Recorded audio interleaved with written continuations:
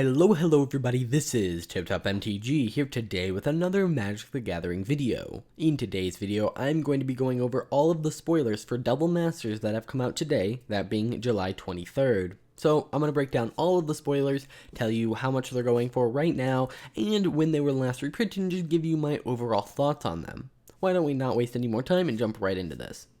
Starting off, we have Thrabbin Inspector. This is a 1-cost 1/2 creature human soldier common. When it enters the battlefield, you investigate, which means you create a clue token, and you can pay 2 and sacrifice that token to draw a card. This was last reprinted in Mystery Booster, and it's worth 25 cents. Now, let me say something about these prices. First off, they are in USD. Second off, they are as of today. And third, they are from Card Kingdom, which means that you can probably find them for cheaper, and you probably won't be able to put these on a buy list for this price. I won't be able to put them on a buy list for this price, but if you wanted to say buy the card just straight from Card Kingdom, that's how much it would cost. Also, everything is bound to go down. Adding reprints to the supply almost never makes the price go up unless it gets a bunch of people into a format. You know, that's one exception, but generally all prices will go down. So keep that in mind as we go through today's video. So yeah, this is a common. We haven't seen too many. I think we've only seen like 10 out of the 90. Now there are more rares than commons in this set, but it's interesting to see that I'm worried that like the last couple days are just going to be commons, but I hope they sprinkle a few more commons throughout. Either way, next we have Valaris Stance. It's a 2-cost white instant, an uncommon, and it says, choose one. Target creature gains indestructible until end of turn, or destroy target creature with toughness 4 or greater. I actually really like this card. I've not really seen it before, and it was in Jumpstart. I'm surprised I missed it, but it's just so versatile. It's like, oh, I'm going to kill your stuff, but you know what? I'll save it. You know, I can do it at instant speed. Oh, you're trying to kill my stuff? No. Obviously, this is, again, an uncommon at 25 cents, and it was last reprinted in Jumpstart. You know, not too much to say about the commons and uncommons.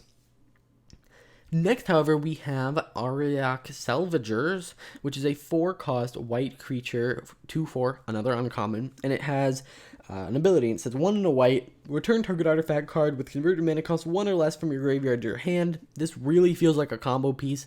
It was last reprinted in Modern Masters, but it was a rare in Modern Masters, so now it is an uncommon. And it's at 35 cents. Probably a good thing that this isn't a rare. But yeah, this feels like a really like infinite combo-y thing. Like, I mean, it does go infinite with like Black Lotus, but that's Black Lotus. So I don't know. Maybe there's something I'm missing here. Obviously, it's not worth much, so it's probably not something super big. It's just I've never seen the card before.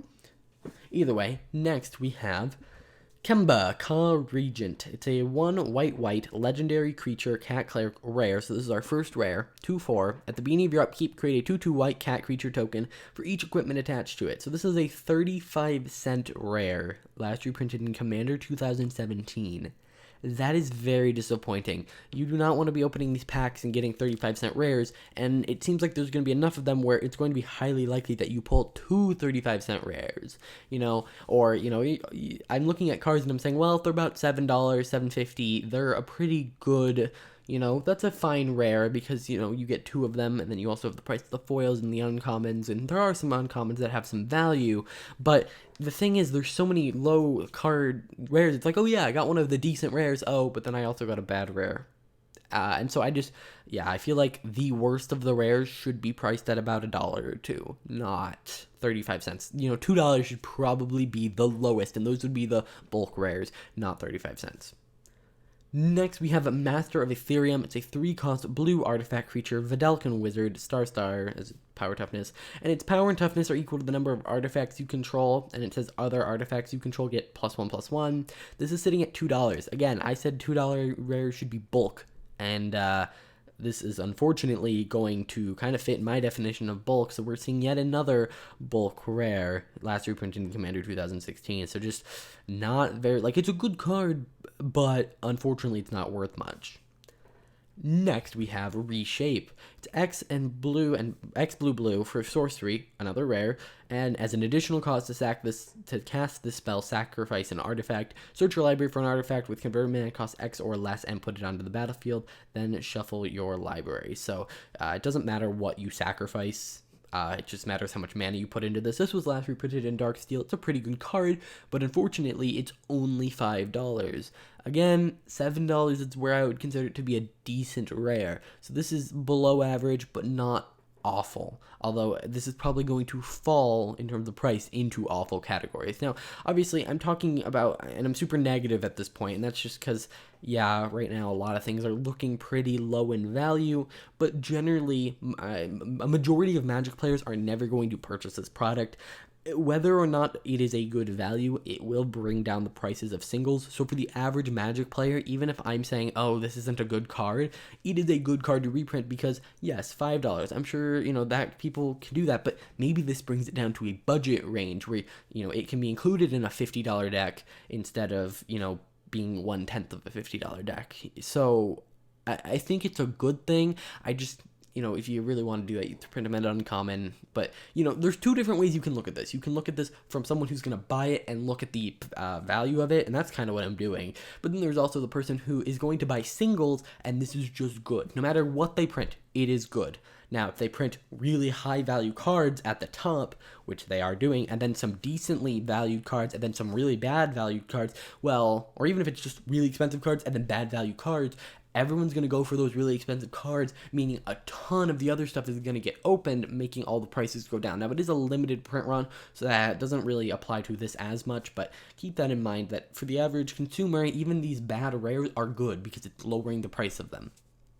Either way, moving on, we have Master Transmuter. It's a 4-cost blue artifact creature human artificer, 1/2, and you can pay a blue, tap, and return an artifact you control to its owner's hand, and you may put an artifact card from your hand onto the battlefield. So that's a very powerful ability. It could be Blightsteel Colossus. Obviously, this was originally Artifact Masters, so a lot of the cards have artifact themes.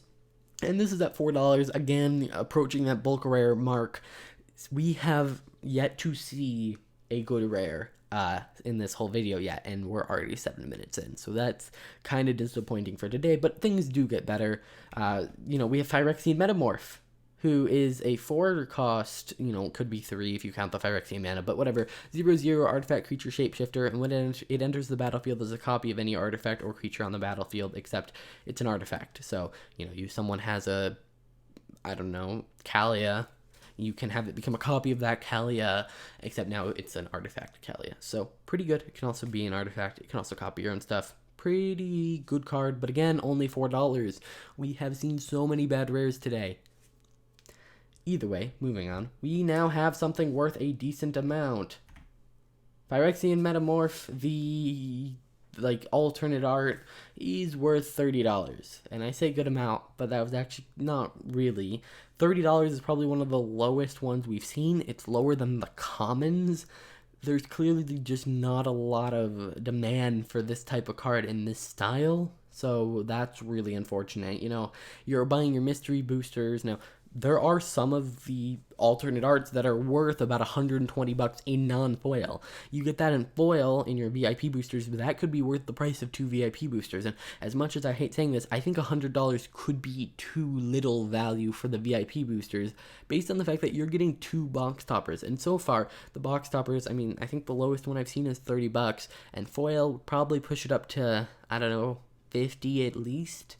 So you're getting 2 of them that are at least $50 a piece ish. Now that's obviously going to drop, but then you're getting about $100 worth of value at minimum. But you could also get the card that's worth $130 non-foil, and then boom, that, it's going to be interesting, and I might do a video. If you guys want me to, let me know in the comments down below. I will do a video after the fact talking about where the prices are and what, when you open a collector boosters, what's the average value of it going to be. So just let me know if you want to see that. Either way, moving on, we have Beacon of Unrest, another bulk rare, 5-cost black sorcery. Put target artifact or creature card from a graveyard onto the battlefield under your control. Shuffle this thing into your owner's library. Into its owner's library. It was last reprinted in Commander 2019, and it's a 79-cent rare. So we have yet, again, to see a good rare. Next, we have Blasphemous Act. It's a 9-cost sorcery, but not really, because this spell costs 1 less to cast for each creature on the battlefield, including your opponents, and then it's going to deal 13 damage to each creature. This was last reprinted in Commander 2018. It's a wonderful card in Commander. It's great to see it reprinted, again, from I'm going to buy singles perspective, but from a collector's perspective, $6, probably dropping down to 4 or 5 is not great. Next, we have our first, what I would call good rare. Rolling Earthquake, X and a red for a sorcery. It says it deals X damage to each creature without horsemanship and each player. It was last reprinted in From the Vault Annihilation, but before that, Masters Edition 3, so it's been a while. And it's $10. Now, I expect this to fall to about $7.50, right where you want a rare. So this is probably a decent to above average rare, so that's good to see. First one, 10 minutes into the video. How great. Again, sorry for being so negative today, just the very start of this, because I go in Wooburg order. The white and blue really didn't get any good cards today. Next, we have Godot, Bandit, Warlord, 6-cost legendary creature, human barbarian. When it enters the battlefield, you may search your library for an equipment card and put it onto the battlefield. And when it attacks for the first time each turn, untap it and all samurai you control. After this phase, there's an additional combat phase. So, yeah, pretty good card in equipment deck, kind of expensive, but $3? Another really bulk kind of rare, especially when it drops, and this was from Commander 2016, so just, again, not very good. Think about how many rares we've talked about today. Would you really want to pull 2 of them? No, and that's going to happen. Either way, next we have Court of Culling. It's X, green, green, green for an instant with Convoke, and it says search your library for a creature card with CMC X or less and put it onto the battlefield, then shuffle your library. Last reprinted in Corset 2015, but it is a $7 card, so that's right about where you want it to be. Now, obviously, it's going to drop, but I'm going to say that's about right. $7 at this point. I will consider it to be a decent or an average rare. So, good choice. It brings down the card's value, and there's not like a super high demand for it, but there are a lot of commander decks and such that would really like this card. So, I like it. Next, we have Thragtusk. It's a 5-cost green creature beast. When it enters the battlefield, you gain 5 life. When it leaves the battlefield, create a 3/3. It's a 5/3. This is really good in any Flicker deck, but it's only worth 79 cents. It was last reprinted in Jumpstart. This is not good. I don't know why there are so many bad rares in this. I am actually concerned for the value of this. Now, obviously there are a lot more rares than normal, so maybe that's just skewing my perspective, but it'll be interesting to see at the end once we have all the numbers. Either way, next we have Greater Good. It's a 4-cost green enchantment, and it says sacrifice a creature, draw cards equal to the sacrifice creature's power, then discard 3. Pretty good card. Obviously, you need to have somewhat big creatures, otherwise you're just losing value here, but it has Battle Bond. It has Battle Bond. It's from Battle Bond last time we've seen it. And then it's also $7, so right about where we want to see a card. Again, probably going to drop a little bit, but overall, pretty good choice for an inclusion. Next, we have Geist of St. Traft. It's a 3-cost, white and blue, legendary creature, spirit cleric, mythic, 2/2 hexproofer, and when it attacks, create a 4/4 white angel creature token with flying that's tapped and attacking. Exile that token at end of turn. This is a $3 mythic. You could open this as your mythic, and yes, some mythics are going to be worth a lot, but then you could also get this $3 mythic. $3 is kind of low for a standard mythic. I mean, there's probably a couple of them every set, but wow, this is pretty bad. Like, really? They couldn't even set, like, minimum $10 for our mythics? This is, yeah, not good. Next, we have Pirate Spellbomb. It's a 1-cost artifact. Red. Pay red, sacrifice it. It deals 2 damage to any target. Then you can pay 1, sacrifice it, and draw a card. 25 cents. It is a common, so I'm not really going to judge it here. But can I mention, we've gone through all of the monocolored cards and multicolored cards, and we've yet to have a card worth more than, or even equal to, half the price of the pack. Or no, we had one. Sorry, Rolling Earthquake. That's the only one in this entire set of cards. That's kind of sad. Next, we have Mishra's Bauble, another uncommon. This one's actually worth a decent amount for an uncommon. 0-cost artifact, tap, sacrifice it, look at the top card of target player's library, draw a card at the beginning of the next turn's upkeep. So, pretty good card, just a nice 0-drop artifact. Nice to see it. Next, we have Dotha Forge Master, 5-cost artifact, creature construct, rare, 3/5. It was originally printed in Scars of Mirrodin, and that was the last time we saw it.